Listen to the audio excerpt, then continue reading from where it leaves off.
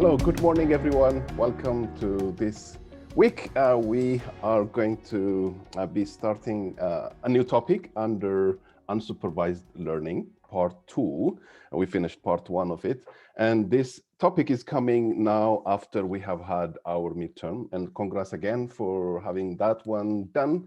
And we are going to be looking at things that would be useful for some of you in terms of your projects and for others in terms of, generally speaking, what we want to accomplish. If I was to go by my original kind of wish, this would have been covered before the midterm, but it really doesn't matter so much. So we will be trying to use every lecture optimally because we can't afford to have a little bit of a delay or something like that. So that's one of the reasons I sent out what it looks like for the coming days. So if there is any reason why I would have to finish up something and leave you a few slides to read on your own, be ready for that. But make sure that you attend every lecture. And what we will be doing from now on will be kind of, because we don't have an assignment or anything like that, have kind of a little bit of an exercise at the end. And I will ask you to just, answer a question or something like that at the very end. And we will use the chat feature to do that. So make sure that you're present and you participate and get engaged. And there are times when you may not be able to attend a lecture. You should let me know that ahead of time. But otherwise, I would have more like a simple in-class exercise at the very end that we could use the chat session to participate on. Okay, that's what we're headed. And we're going to be starting a topic called clustering. And I have these pictures. These slides are posted on Blackboard, the PDF versions of them, and you can follow along now. And the goal is to get as much of clustering as much possible covered today, and we'll follow it up on Wednesday, especially for things that would require a little bit of a lab session. We are starting a new week now, and yesterday, if you haven't followed the news, there was a big thing, right? And so we went to space, which I thought was a cool thing, and then I followed along, and the blast went all great. And these are the pictures that you see. And that would be my motivation for a warm-up question today. I don't know how young or old you are, but you probably have had at least a couple or maybe more incidents when there was a big thing up humanity going to explore space. So I want to know what your favorite space shuttle or space incident is. You just tell me that, and if you have a few words to explain why, that would be great. But I just really want to know which ones among the ones we have had, including the one yesterday, where we have had many firsts in many ways, and there were 4 astronauts on it that went off. Tell me which space shuttle or exploration is your favorite and why. The why part could be brief.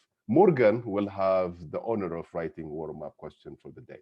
Has nothing to do with clustering. Of course, if we go to the space and we kind of collect enough data, some of the physicists in the class would agree with me, we could use that to do clustering, and we could understand some of these stars and so on. So I could claim there is some connection, but the connection really is, it just happened yesterday at 7:27 p.m. Eastern time. We went off to space, and here are the cool pictures that were there. Morgan, have you written the warm-up question? You are not hearing me. Yay, proud. What is your favorite shuttle moment? Briefly explain why. Perfect phrasing. Okay, let's get to clustering now.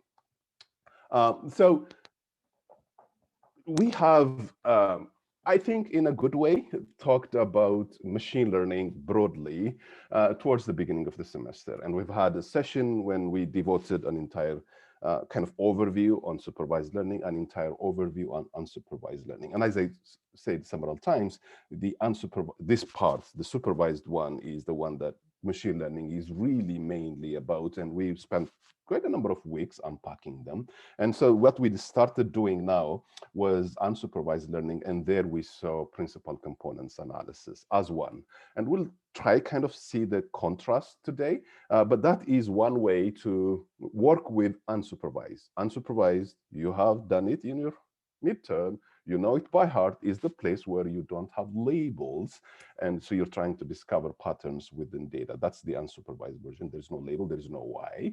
And so we do PCA to reduce dimension. And the most common thing, and probably among the things that would probably be a tool for scientific discovery, a tool for marketing, sometimes a tool for understanding society, a tool for understanding, way of thinking, all of these things would require us to group among instances we have, observations we have, what could we group them into? Subgroups or clusters as they are called. This is what clustering is, unsupervised, and the goal is to find in some way a way to divide up into segments, into groups, into clusters, so that what we put in one have to do a lot with each other than the rest of it. And that's what clustering seeks. So it's a partition. The problem is a partitioning problem of a data set into distinct groups so that the observations within each group are quite similar to each other. This is going to open up a lot of things for us in the sense that what do we mean? When do we say things are similar? How are we going to use? What metric are we going to use similarity between things? This, as we unfold this one, would become clear, should take your mind all the way to where we had k-nearest neighbor classification. That showed up in your midterm. You know it by heart. I had asked you to describe it. I want to see some longer things, but you have said what you have to say. You know the idea, and so on. And I am grading, by the way, and it will take me some time. And when it is finished, you will know. But that lecture had introduced more than what we needed for k-nearest neighbor classification, and we brought up this idea of having to find a metric, a similarity to assess between things, and so or distance, which is the opposite of it, the converse of it, right? So we need to define that. And that's a big deal. That's a big deal because this would require us to know about the area, what we are doing. And sometimes we may have more than one thing we could do. Typically we have, and what will be the natural choice. There are some things that will go by default, but there are some things that we could get wider at, which is what I want you to be aware of also. So that's part of the things that we need to do when we are doing clustering. And of course, this is domain specific, as I just said, and that's where you come in. That's where others come in. And you have told the smart sixth grade student who asked you, and when you were saying, some of you have said, oh, this, we call it domain, and study this when you go to college and so on. So when you work now, when you go to get a job or something, or when you are doing any research, you are trained and you can proudly say you know some data science, but there is places where domain expertise would come in, and it is part of the game, and that cannot be replaced. Sometimes you really need to know that area to be able to come up with a good way to measure distance, for example.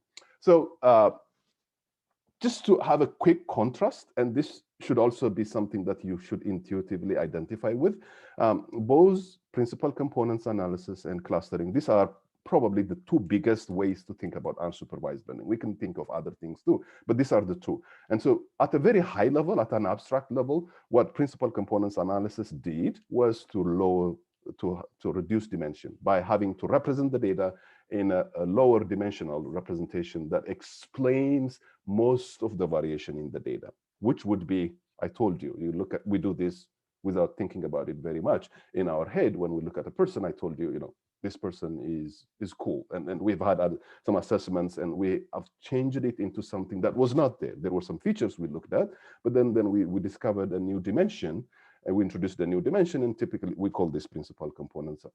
The dimensions are called, and there are not very many, the ones that would explain it. But what they had in common was, first of all, they are orthogonal to each other, however many they are, and each one of them would do the best job possible in trying to explain the most of the variation. It's capturing the essence of it, in other words.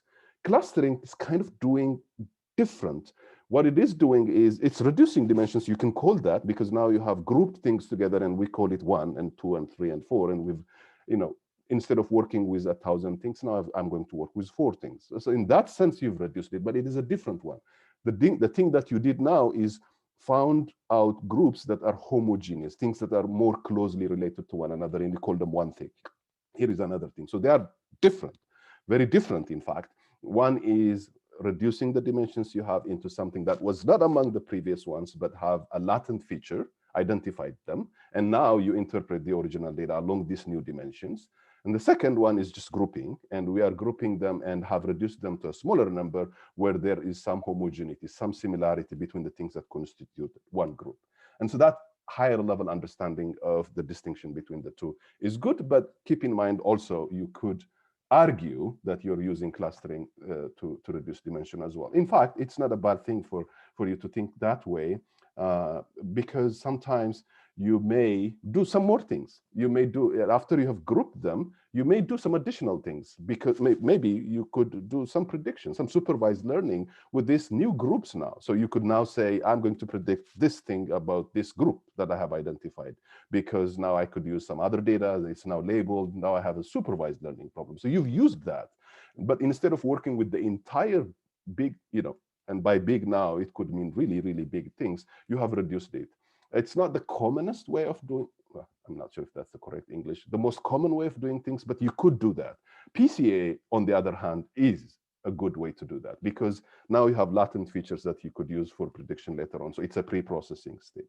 Clustering is an end most of the time. Now you have a function, you have a group that would serve a purpose. One good example of serving a purpose would be marketing. So you have market segmentation. For example, you know, in this day and age, you would want to know how users are. They visit your website, and they have different things. But then you want to, if you are working for Amazon or whatever other company, and you've got some visitor, somebody would come, you can of course have advertisements that are really, really tailored to that specific person. This is what they do most of the time. They are done to us, something so specific to that particular user, because they have got lots of data that they can work with. But let's say you didn't have that much, and you want to advertise one thing for college age students, and another set of things for middle-aged men, and another set of things for middle-aged women, another set of things for this group of people, that group of people. So if you have segmented your market into groups, then you could go ahead and now have targeted advertisements for them. And what could you use to segment this? You could use median house income, occupation, distance from urban area, and so on. So you've got these features. There is no label. Now you are going to be doing some clustering. Now it has become an end by itself. Your end was to identify them and target them for something, for example.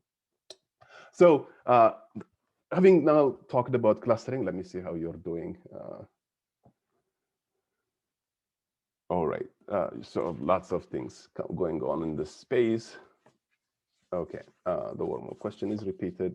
Let's come back to clustering. The warm-up question had to do with the space shuttle yesterday, the one that went. So we are going to be learning about two. This is a place where there is a lot of different methods. Part of the reason there are a lot of different methods is, if you remember, I said one of the natures of unsupervised learning is that it is ill-defined. Because we don't have labels, there isn't a way for us to come back and talk about how accurate our method is. There is no why we can compare it and say, here is the error we made. So it's up to us. Up to us doesn't make it so easy, because now you would have to come up with something that would make sense. And sometimes we also have, the overview lecture we had it a very good way to say it. I'm not sure if you appreciated it at that time. We could have ad hoc methods. So we go about doing the clustering in some ways in an ad hoc fashion, or we can turn it into a mathematical probabilistic machine learning type of formulation, and we have an objective function to go after. And that was one distinction we made. I would encourage you to go back and look at it. And because when you have ad hoc methods, then you've got a cottage industry. People would come and have all sorts of things. And then they would say, empirically, I showed you on this. And so there is plenty of methods. What I want to do in this couple of lectures, and our week this week is going to be used for clustering today and Wednesday, and for time series data mining Friday. And I will also point out the connection between the two. It's actually a nice thing that we're having this thing in 1 week, is to have two methods in terms of clustering, two main methods. One is called Kmeans clustering, and the other is called hierarchical clustering. We'll go as far as we can for both of them. And especially most of the time will be spent on K-means. Whenever you see, and it's a good tips, a K, which is the favorite term for computer science and maybe to some degree statistical learning type of methods. Whenever you see a k there, it means you have to know it. So there's a parameter that you have already decided on.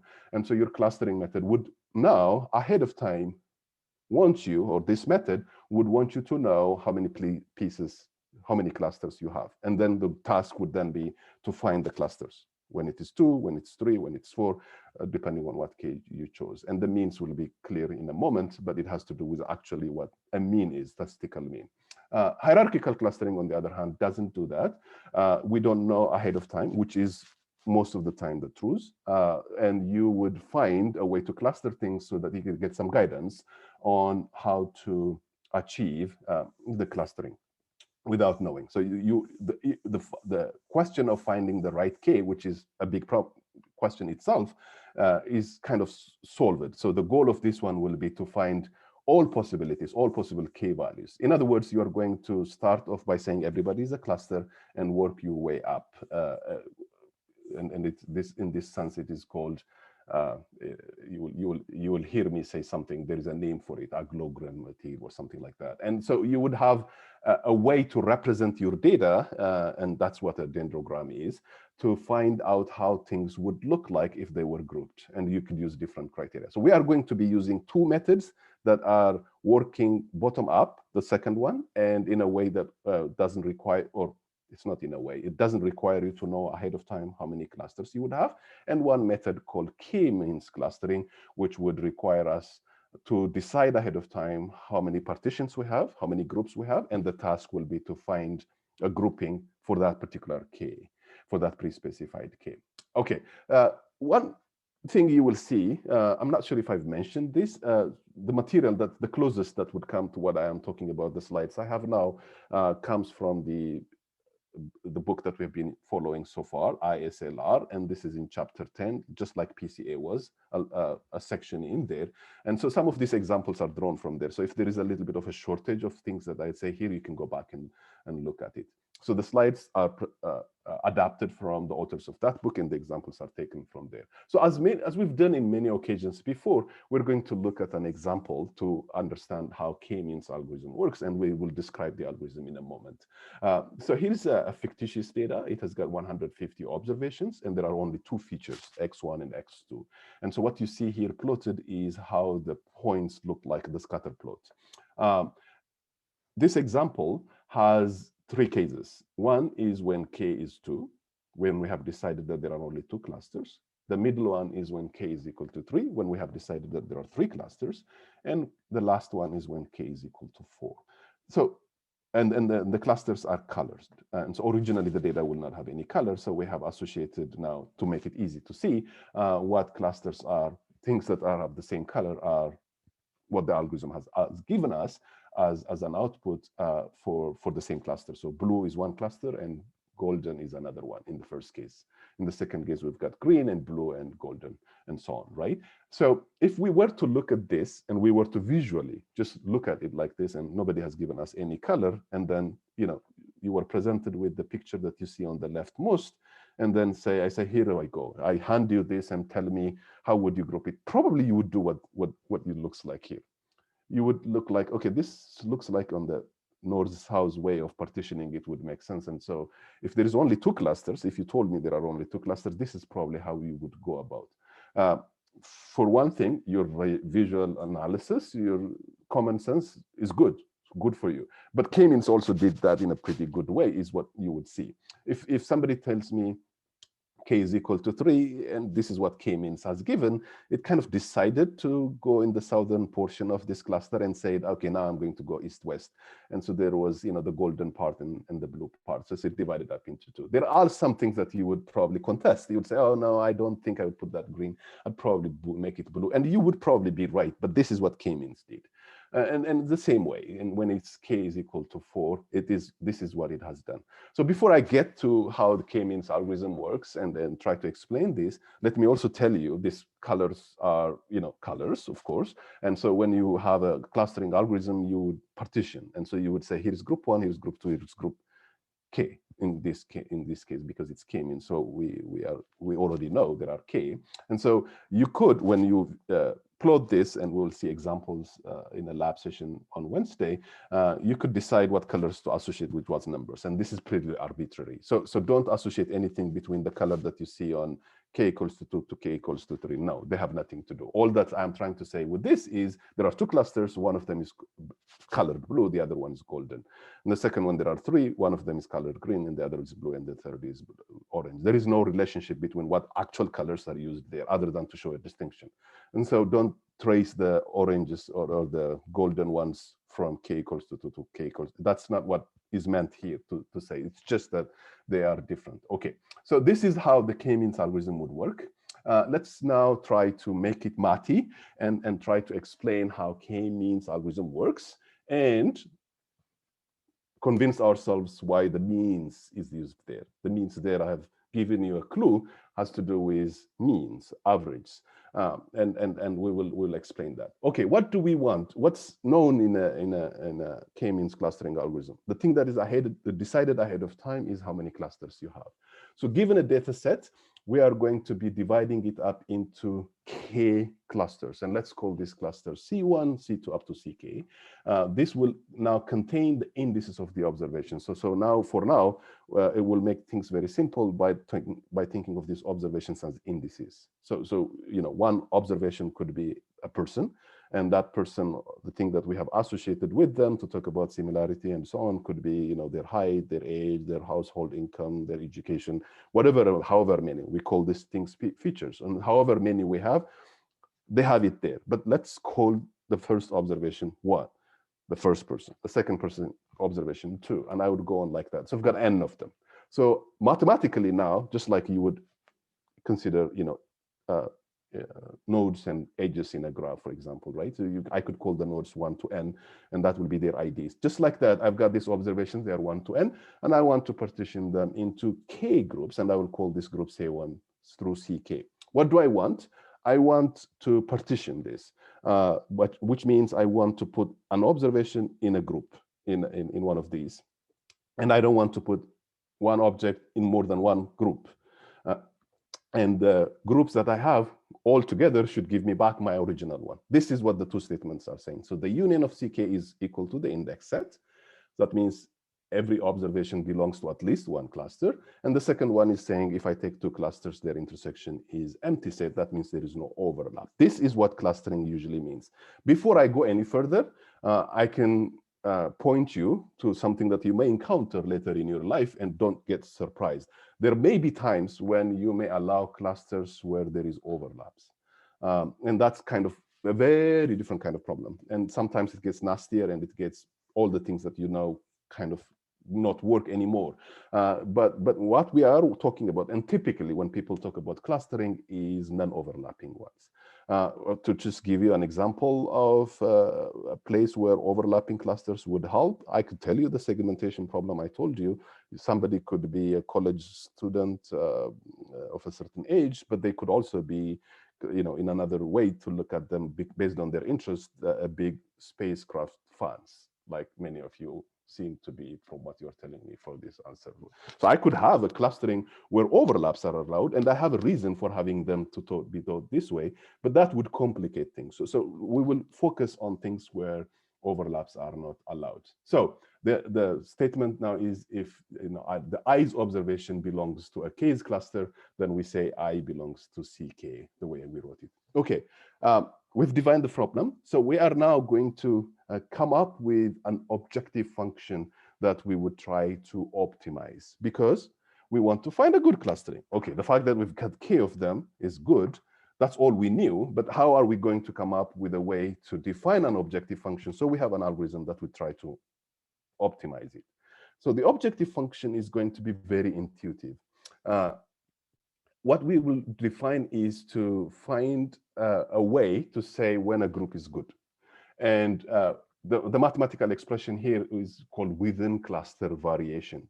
So when we have Ck, which is, you know, the cluster that has got the K's element, the K now I am using when I say Ck is a small k. So it varies from 1 to the big K, which is the parameter in my K-means clustering method, is when I have looked at these elements together there, and I look at the similarity between them, within that group, within that cluster, I want the variation to be small. That's why we called it homogeneous. So let's call that within cluster variation, and we'll call it WCV to mean that it is within cluster variation. So we want to, we have a measure for that. We'll come back and look at what that would mean. But what do we want? We want to minimize this. And the way we want to minimize it is I have one cluster, I have another cluster, I have K of them. Within each one of them, I have not yet defined what that within cluster variation is. I've got a value. And then I've got another cluster, I've got a value for it within K, within cluster variation, all the way to K. I want to the summation of this, all the kind of the variations I have, I want to minimize it. So there is an exponentially many different ways I could say this observation belongs to this group, this observation belongs to this group. So it's a partitioning problem, and you can very quickly see there is exponentially many ways in which I can do these assignments. Among all the possible assignments I can give, I am going to go for the partition that would give me the minimum value. So the only thing now left for me to do, at least, now we haven't come to the algorithm yet, to say whether my clustering is good is, I think you bought my idea, right? I mean, you would, why wouldn't you? I said, we want to group things, and we want to group things that are similar together. And so we went to each cluster, we said, how much variation is there? We called that WCV, and we added this up, and you asked me to give you the minimum. You're asking the right thing, and this is exactly the thing that we want to do. The only thing left now to do is to say what that within cluster variation is. Okay, that would be good, and we'll get it in a slide. But then we'll have to, of course, come up with an algorithm that would give us an optimal solution for this, that would actually minimize this, okay? So we've got two things to do: define WCV and come up with an algorithm that would actually do the minimization. Otherwise, this equation 2, and you may ask me why you call this one equation 2. Well, I call it equation 2 because that's what it is called in the book there, in this slides. Equation 1 had to do with PCS, so never mind. But I wanted to keep the numbers because I will have equation 3. Oh, surprise, surprise. Equation 4, another surprise. So that's why they are numbered, but it starts from 2. So this part is fine as long as we have found a way to define WCV, and as long as I come up with a method that would minimize this. So what would be then a good definition for within cluster variation? Now we'll define WCV. What are we doing? We are looking at points, and we are talking about the distance, the variation within the cluster. The best, or one of the common ways in which we could do, is to talk about Euclidean distance. This I have told you when we did k-nearest neighbors. This is your go-to distance measure. If you have vectors, and I've told you, for example, if it was Markov segmentation, I gave you 5 or 6 features that you can associate with a person. These are vectors. This is a vector you have now, and you've got these values. If you don't have anything else, you just go by the Euclidean distance between things, between a pair of things, when it's, in this case, it's a vector, and that will be a good way to measure. So now we are going to define the within cluster variation by looking at Euclidean distance. And we are not going to take the square root here, just the square distance is fine, because that's exactly the same thing. So the inner summation that you see is I have component-wise xij, and I'm taking its distance from everything else within the same cluster. So that's why you've got p features, and so we are taking each of the dimensions. That's what the inner one is saying, and you're squaring it. But you're doing this for everything within that cluster. So that's what the outer summation is telling you. So I have an I. I'm looking at how far I am from everybody else within my cluster. That's I prime. And we're looking this one for cluster CK. That's what we wanted to define, the within cluster variation for CK. And we added this up. So we now have a number. And what we did is to measure is Euclidean distance, and we added them up. But then we have normalized this, because now we're going to say, I've got this cluster, and I've got another cluster, and I've got the third cluster, and this would go all the way up to capital K. That's how many I have. And if this was the distance every element has from the rest of it within the cluster, I want to make sure that I am being fair, so that if there was a cluster where there were many elements in it, then I would divide it by the size, and I've got another one, it will be a smaller number. So then now what I have now associated with each cluster would be normalized by the size, which makes perfect sense. Now I can say for each of these clusters, here's what your variation is. Here is how much you differ. Here is your cluster number 2. Here is how much you differ. Here, cluster number 3, how much you differ. And I've got a quantity associated with it, and I call it WCB. That would be my definition. Now I come back and plug in this in equation 2, which is the one I wanted to minimize, and what equation 4 is showing is just that. This one plugged in into what equation 2 was. Now I have a job, an objective function, which I hope you are convinced makes a lot of sense.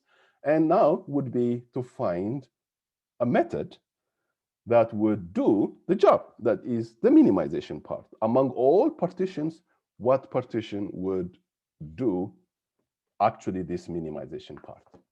Meet K-means algorithm. The simplest, very intuitive algorithm, and we're going to spend a lecture, not a lecture, a slide to unpack this one, but here is how the algorithm works. And you might have seen, if you have seen it before, you might have seen it presented in a slightly different way. This is a good way to present it because it goes along with the way I was describing it so far. So, and we will convince ourselves that it does do the job we wanted it to do.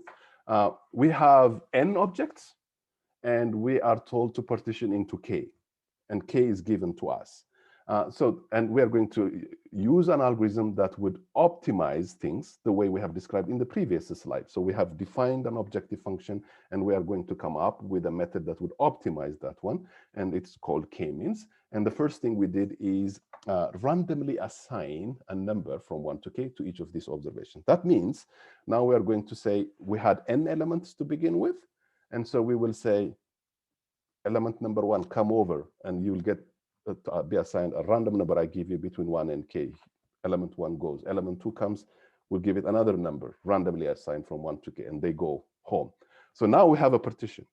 We actually have a solution. It's just that we just randomly gave everybody one of these K. We just placed them there, and so we've got a place to start. Before I tell you the rest of the algorithm, this is a good hopeful thing to do. You probably have forgotten them, but there are many numerical methods where you would be fine by not worry too much about how you start your initial assignment, your initial guess, or whatever value, Newton's method, for example, or many other things that you've done in your calculus. Maybe you probably haven't enjoyed it very much, but you learn the method, and then you would find a way to make progress and gradually improve, and then you'll get to a solution that is either optimal or close to optimal. That's much what would go on. So step number 1 is randomly assign to these elements a number from 1 to K. That will be your initial cluster assignment. Now it's come where the place where we come to repeat. So you've got a while loop. In each one of these while loops, you'll do 2 things. The first is, now that you've got clusters, you did do a cluster in step 1, except that it was random. You are going to compute the centroid of each cluster. And we are going to use the same idea of using Euclidean distance, the square distance in particular, to find out the centroid of the cluster. So now that you've got elements that are grouped, we have got one cluster, another cluster, a third cluster. For each one of them, we say, here is the center of it. When we have the P field, the P vectors, the feature vectors, or the vector we have, based on that one, we have a centroid for the cluster, and so we compute that. Then in the next step, now we see for each of these elements to see if they are happy where they are, or they move on to a different neighborhood, a different cluster. So they would say, among the centroids that I see now, who is the closest to me? If they were already in a cluster where they are the closest, they stay there. Otherwise, they move. Now that we have moved things around, now we've got a new cluster, and so we repeat this process. So we toggle up between A and B all the time, and we continue until we don't see any improvement. And improvement, we can measure it in different ways. So if there is no way, there is not enough migration between the objects, then we say we're done, and so we'll stop it. This is Kmeans clustering algorithm. That's all there is. And it is a very intuitive one and a simple one. And I'm going to tell you why this should work and why it should give us an optimal solution. Let me go back to equation 4 here. What this one was the objective function. Once we have agreed on what the within cluster variation is, Euclidean distance that I told you, and we're going to minimize it. The iterative algorithm, the K-means one, what it did was look at what would happen if we were to look inside how this value is computed, the Euclidean, the distance of a point from a cluster. So if we look at that and we do a little bit of math, we will realize one thing. This expression, which is what the objective function is trying to minimize, could be written the way I have written it on the right here. When the value for the other element that is, it's being compared for an element within a cluster, what it is distance is from another one, when it is replaced with a mean, the x bar here is a mean, you could equate these two. That means whatever it is that we are trying to minimize could be expressed in terms of the distance of that object from the mean in this way. So there is a direct relationship between the within cluster variation that we are getting computing and how this one would have been if we were to replace it with a mean. So in other words, by moving the object to the centroid of the cluster, we are making progress, a guaranteed progress towards minimizing it. Why? Because this is, if we are given a cluster, the lowest variation within the cluster would be obtained if you are closest to the mean. It kind of makes perfect sense. If you are further away from the mean, then the within cluster variation will be bigger. So by having to get there, you are minimizing that distance. At the same time, you are also computing the new one. Every time a step is finished, you are finding a new mean.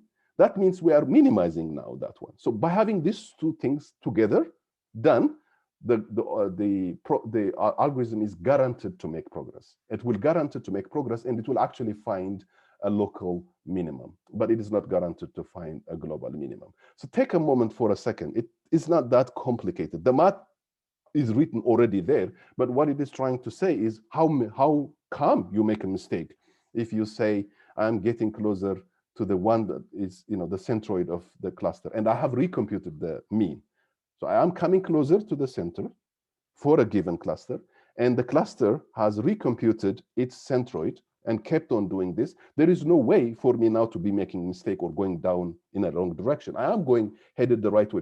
Every step would lead me, and it will stop when I hit a valley, when I hit a minimum. But the only thing you need to now admit is that this may not be the best solution ever, because you could be visiting around in the Pullman area, and you've gone to some places where there are lots of valleys and and so on. If you were flying over, then you would have known every valley there is, and you would have probably found the one that's the deepest and went there. But you don't know that, and so you are walking or hiking, and you found the valley, and you say, here's the bottom of the world, and you declare that as your solution. That's what this algorithm is doing. The mathematical name for this is whether the function is convex or not.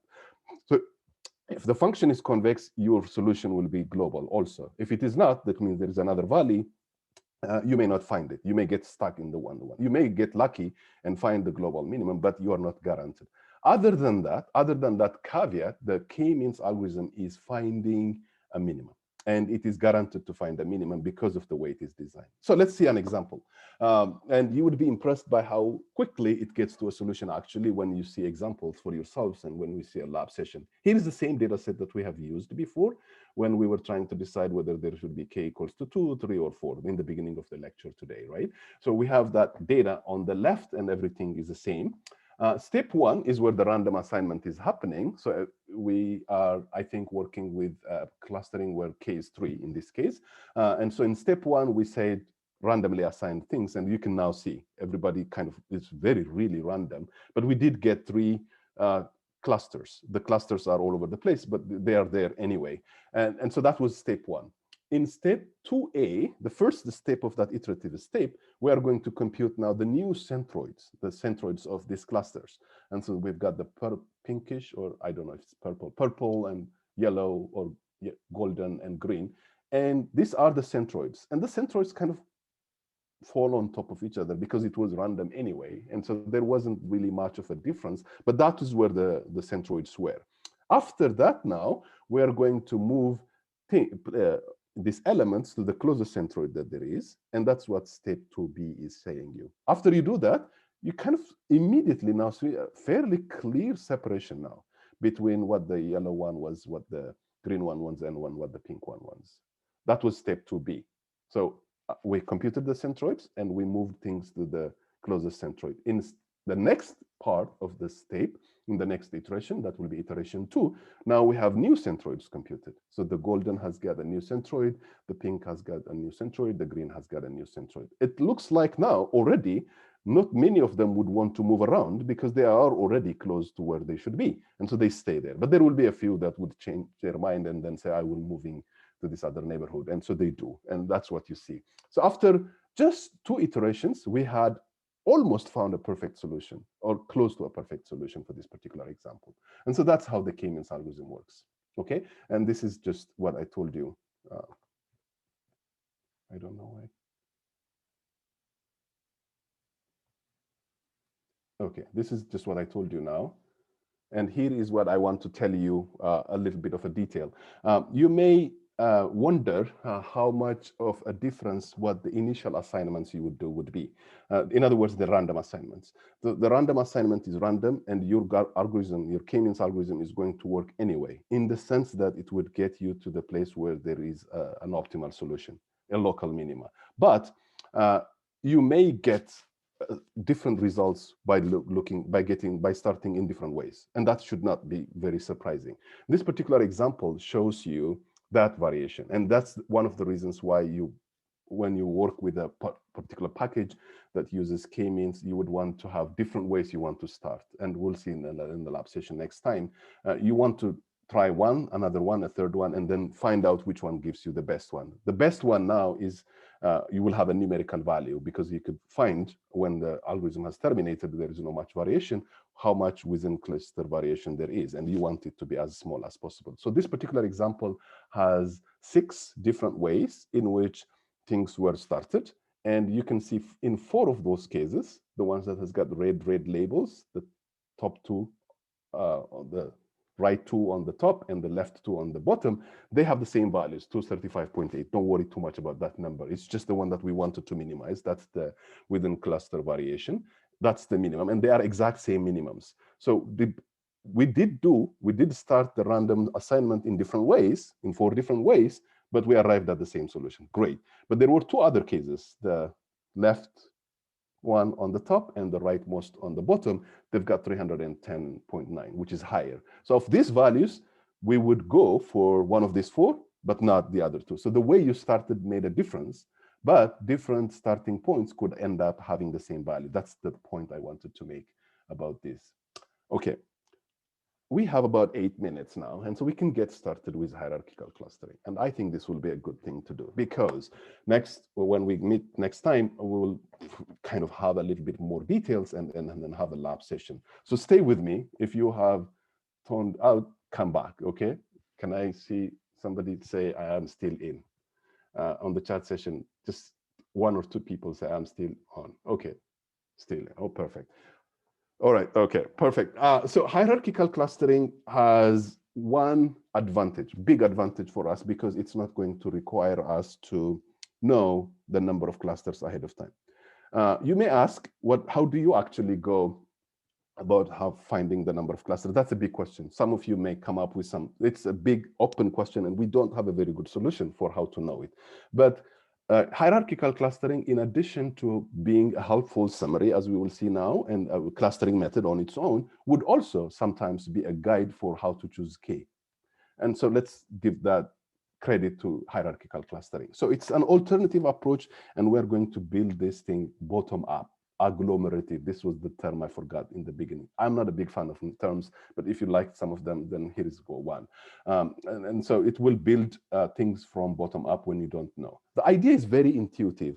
And one common thing, and we have 8 minutes, and we'll make sure that we'll stop at a place that makes a lot of sense.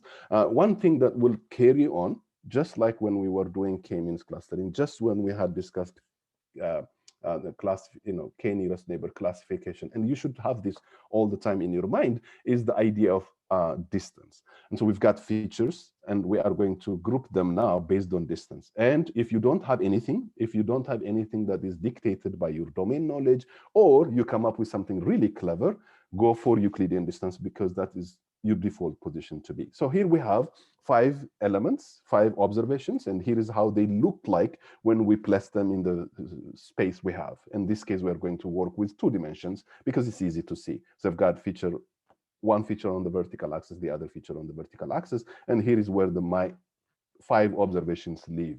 And so the bottom-up hierarchical clustering will start looking at these things and group things one thing at a time together. In fact, 2 things at a time, I would say.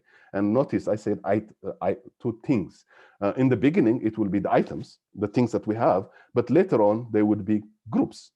So we are going to merge groups, and therefore I call them things. So we've got 5 things, and we see A and C seem to be close to one another, so we group them together. That will be our first thing to do.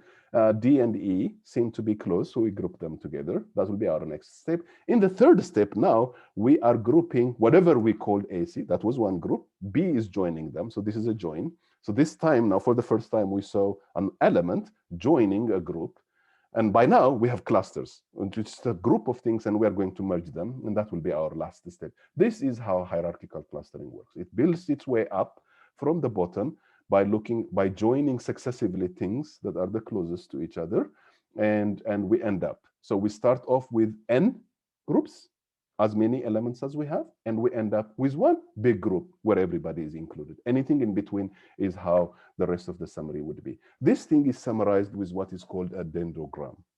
And dendrograms are great ways to have clusters, and we will see examples where they are a lot used. And sometimes it's also a good summary of how things were and how they would look like, not just for clustering, but generally speaking. So the picture you saw on the left was easy to visualize, and we just had two dimensions, but the dendrogram doesn't really care about dimensions. So I could have had many, which is typically the case, and I still could draw a helpful dendrogram like this. I would start with all the elements at the bottom and then start to show where they would merge. So the dendrogram should be interpreted this way. The leaves, this is a tree, and so we're fortunate to have seen tree-based methods, but they were methods. This time it's used for unsupervised learning, so don't get confused. And so the labels are, or the leaves of this tree are our elements, and the way up the tree would tell us how they would group. So this one, for example, A and C were the earliest to group, as you may remember, and so the height in the tree tells me where they joined. D and E were the other ones to join, and it was slightly higher because the distance was more. A and C were the closest, that's why they were shorter. And then the red one came, which joined AC with B, and it goes all the way up. That is what is called a dendrogram. And each time we are going to be looking for, just like what we did, or not just, similar to what we did for the Kmeans algorithm, where we were looking for the closest point to a centroid. Now we are joining 2 things that are the closest to each other. That means now it's going to require us to define what it means to say closest. Here is an example, and let me see my time. I've got 2 minutes. So there is an observation that there are 3 objects to it, and we have colored it this way. And here is what the dendrogram looks like when it is drawn, when we have 3 branches to it. And so we start with all the elements like this, and it is going all the way up. What I thought I would be able to get to is to define the, how you measure distance between objects. So when there are only 2 of them, that's fine. But when I have an object and a cluster, or 2 clusters, then I have many ways in which I can talk about distance. That's what I thought I would, okay, maybe that's not probably a good point to start, to talking too much detail. So let me pick up from here, because that is going to be part of the algorithm description and part of the thing that we want to do. And so instead of starting to talk about that, let me continue with the discussion of a dendrogram and how it is interpreted, how you are going to use it to identify the clusters. So what you see here is the dendrogram. In all 3 cases, it's a dendrogram, the same dendrogram, and it has got some number of elements. And in the beginning, the closest ones are joined, and then you keep on doing the way you join either an object to a cluster or 2 clusters, and you work your way up. After the dendrogram is constructed in this way, to identify the clusters, you would need to decide where to cut it. And so in the first one, there is no cut, and that's why all of the objects at the bottom have the same color. In the second one, the dendrogram is cut at a certain height. This is the place where you would say, now you would see it's grouped into 2, on the thing that is purplish and the thing that is greenish. These colors are things that we're doing it visually. When you use tools like R, you would be able to dictate this, but that height where the cluster is made, or the cut is made, determined how many clusters I have. Here is a place where a choice for a K would come. The next one, cut it at a lower height, and now we could see. If we were to go even more down, then we would have more and more clusters. And here is a place where, you know, domain knowledge would help us dictate, or we have something that we can visually see from the tree where to get a place to stop. This is the place I think I should stop now. And next time we'll pick up from here. The slides are there, the remaining ones if we want to read ahead. But I will finish this and have a lab session on to show you how this works. And let me stop here and see if you have any quick questions for me. I know it's just time, and apologize for being a minute late. I wanted to get as much as possible, so forgive me if I took a minute from you. Yes, that's true, Tazin, and I will explain actually the relationship. We'll see. Genomics is a great place to have hierarchical clustering be very useful, and we'll see. Assignment 5 is being graded. Helen is working on it. When it is finished, you will hear.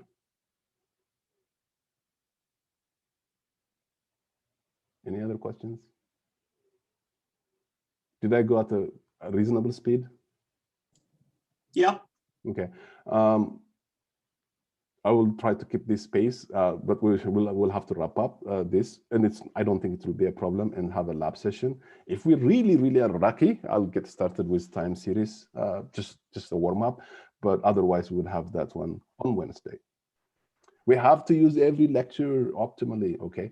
And today I'm not doing it, but for the remaining lectures, we'll have at the very end, very simple question where you would type up something on chat to participate, and make sure that you don't miss classes unless you really have a very good reason. And if you do, let me know. All right, otherwise then I will let you go. Have a great day, and I will see you. Asif, Yes? I have a question. Sure. So, do we have to calculate distance between all the points in hierarchical clustering? That's exactly what I want to pick up on Wednesday. That's what I was flipping through the slides if I had time to do it. That's an important question, a very good question. And I will talk about that on Wednesday.